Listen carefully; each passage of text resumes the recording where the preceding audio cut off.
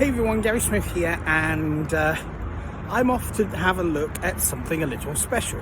On Thursday, and I didn't see it until this morning unfortunately, the Razer Store in London announced that they had a unit, I guess, or copy of the prototype Razer Project Hazel, the really cool advanced smart mask, in the store for people to come and have a look at. And so I'm just off on my way to the Razer Store to see if they currently have it still. I can't imagine it's gone that quickly, but you never know with these kind of things if they're quickly moving it from store to store. And I thought I'd go and have a look to see if they've got it and have a look at the mask and maybe give it a quick look over, quick review, because this is something that not really anyone has had their ability to get their hands on it yet. And as you can see by my glasses and my hat, I'm a little bit of a Razer fanboy. I love all the tech that they produce.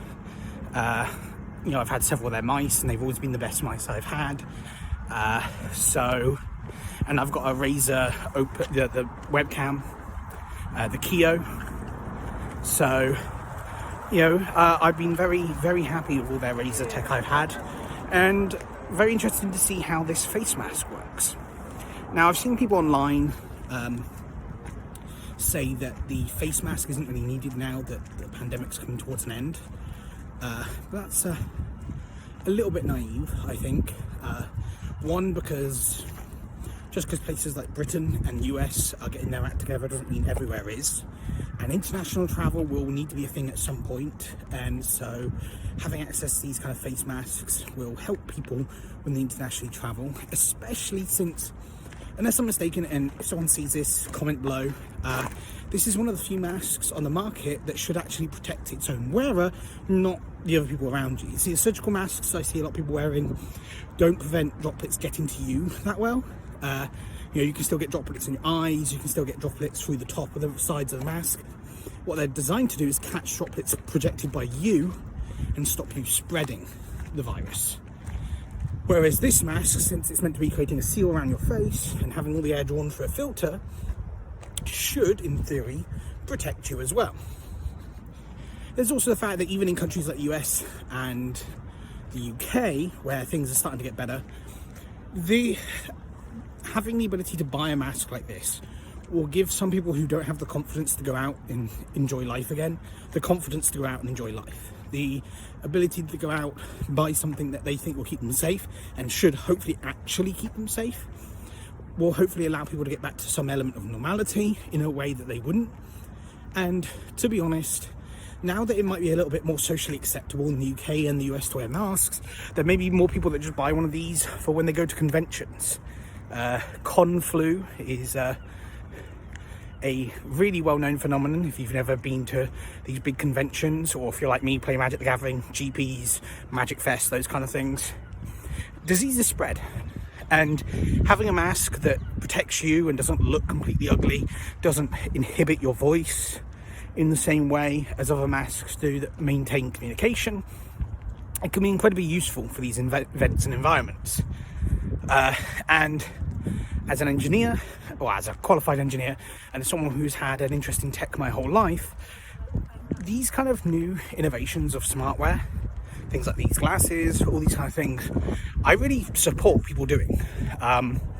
It's not until we can push these innovations forward that we really can see which bits of tech are useful and rise to the top, and which bits fade and flutter. And yes, Google Glass was a stupid idea, but these face masks, I'm sure, will have good functionality even after COVID is beaten and done with, because again, flu. And even when we beat COVID, it won't be beaten to death, it'll just become a seasonal thing. So yeah, we will have a look at the mask, hopefully within the next, in the next cut, I guess, though I guess you won't be seeing this if I don't actually get to see the mask. Hey everyone, so we're just in the Razer Store in London now, and here's Project Hazel out in the wild. Looks really nice actually. I wasn't sure what to expect when I saw this in photos and stuff online. Yeah, it looks very nice. Obviously this is the white one. We can have a look at a little bit of the charging box. There seems to be a digital display that they're not really sure what it's for yet, but they assume it's something to do with the filters and the charging and stuff, so we'll presume, and the disinfecting with the UV light strips, as we can see there. One thing to point out that I've had pointed out to me, just to be fair here, is obviously you can see the charging cable similar to the Anzu at the moment, the glasses, but when the final product comes out, it should be charging from the box itself with no need for an exterior cable to do that. So, and then we can see that it uses a USB-C to plug in the box at the back. I have to say that's a very stylish thing, very, very smart looking thing, although I have to say I would love to see what it looks like in black in person as well, further down the line. But yeah, wow, that's a very nice looking mask. And obviously, at the moment, you can go on their Instagram page and look at use a filter to have a look and see what it looked like when you were wearing one. So, yeah, 2 disc filters and a very stylish package overall, really. I'm actually hoping, I'm not sure if this will be, but I'm kind of hoping that they will turn that in the final product like a clock, to have that on your bedside table. That would look very nice. Wake up in the morning, use it as an alarm box, put it on. But wow. I have to say I'm very happy with what Razer are doing with all their product lines. It just looks so stylish. So I have to say that was not what I was expecting at all, really, to see. Or rather, I guess I didn't know what I was expecting to see, but that was a fantastic product to have a look at. It was very sleek, very elegant. I have a feeling it's going to be very popular when it comes to market. Sometime later this year. Unfortunately, the Razer staff had no idea when it was releasing. Razer obviously hasn't given out the beans yet regarding that. But I can't imagine it's too much later this year. Wouldn't be surprised if it was by the end of August or somewhere like that. Manufacturing room, apparently the CEO has mentioned that manufacturing has begun. The mass manufacturing of the product has begun. So, and now that the prototype is on its way around stores, it will be going back to head office apparently in a couple of weeks. The hype train is starting, I think, for this product, and for those who are interested in it anyway, the hype train has begun. And having worked in engineering myself, you don't tend to do the hype train until you are trying to get sales, or pre-sales and interest in it. Although my engineering company wasn't the best example of that, because they started trying to pre-sell product that they then cancelled. So don't always take word for that, or they had projects they were trying to sell and whatever that just got cancelled ahead of time. So obviously not everything happens, but given this has gone to actual manufacturing and it should be coming out, I'm very excited. That looks very nice. The fact the final product will be a nice elegant box, will have charging inside the box, you won't need an external wire to charge it, and it seems to be that they're going to be regularly using the charging ports on these. Let me just show you if I can get them on camera. You've got that like 4-pin connector there, and that seems to be the standardized smartware charging that they're going to be using by the looks of it, which makes sense. Have standardized charging ports, standardize your technology, save waste. I think that's good, especially since that means if you're out and about and you need to charge your mask in a pinch, you could theoretically, if you have your charging cable for your glasses, charge your mask that way in an emergency. Plug it into a power bank and charge it on the go. So that's very useful, actually. Very, very useful feature to have on your smartware. So very well done, Razer. Obviously, I wasn't able to try it on hygiene, COVID at the moment, and none of the staff have tried it on. And it's a prototype; they're not letting anyone try it on anyway. So that's understandable. Which would have been nice to try it on, see how it felt. But I'm very excited in this product. A face mask that protects you and not just other people. The built-in sound amplification to try and stop it dampening you. The ability to see the facial expression on people you're talking to. The ability to see your facial expression.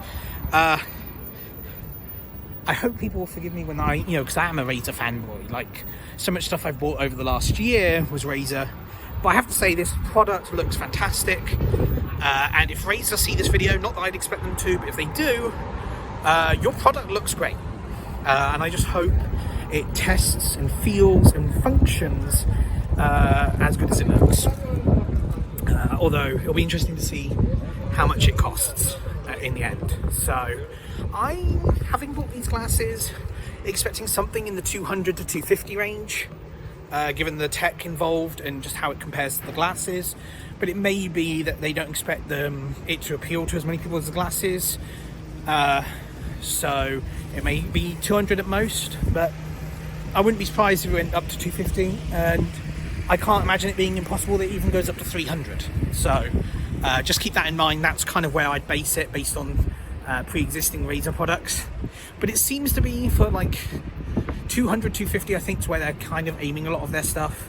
Because like the Razer Nari Ultimate's 200, and 250 I think is where, like, was it 299? They're up to about 300 for the Huntsman Ultimate, the Huntsman Elite. So I'd expect between 200 and 300, I guess, would be ultimate where I'd expect it to be. 200, I'd buy it. At 250, I'd definitely still consider it, but maybe getting a bit much. At 300, I'd have to work out exactly how often I'm wearing it to buy it. But that's a personal choice. Would the product be worth it at 300? I'd have to test it and see how it functions, how it feels. You know, if I'm buying a smart thing, I want it to be comfortable to wear. I don't want to have it, you know, make me more uncomfortable than a regular mask would be. Because my main reason to buy one, for me, would be to go to conventions and gaming events in a couple of years' time, where, hey, a stylish way to prevent myself just getting the flu at a convention, I think is definitely a viable product. So, yeah, that's my review of the Project Hazel so far I've seen. Can't wait to see it in person in black. But yeah, keep up the good work, Razer. It's very nice to see you take a step away from gaming tech to more stylish, geeky, nerdy, chic wear. Because this very much looks like a geeky mask, but looks very sleek and elegant at the same time. So yeah, I guess that's my video, and I'll see you next time.